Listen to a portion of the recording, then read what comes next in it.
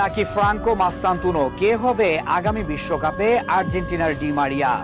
একদিকে থিয়াগো আলমাদার মতো creative forward, অন্যদিকে মাস্তান্তুনোর মতো প্রমিসিং ইয়াংস্টার। কিন্তু ডি মারিয়ার জায়গা নেওয়া সহজ কোনো ব্যাপার নয়।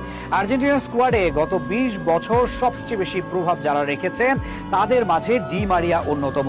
মেসির কথা বলার কিছু নেই, সবসময় তাকে ঘিরেই পরিকল্পনা সাজিয়েছে প্রতিপক্ষ।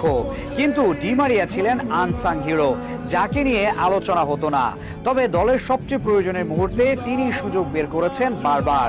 ক্যারিয়ারের সব হাই ভোল্টেজ ম্যাচে তার গোল রয়েছে, যদিও ডি মারিয়ার খেলা গোল অ্যাসিস্ট দিয়ে বিচার করা যাবে না।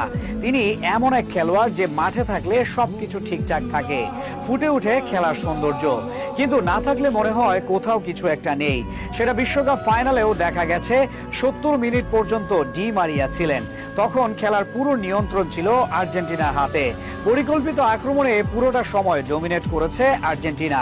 কিন্তু ডি মারিয়াকে বদলি করার পরের দৃশ্যটা পাল্টে গিয়েছিল।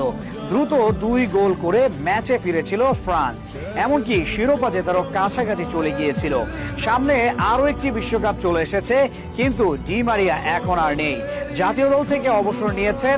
এখন কে হবে নতুন ডি মারিয়া, সেটা নিয়ে আলোচনা চলছে।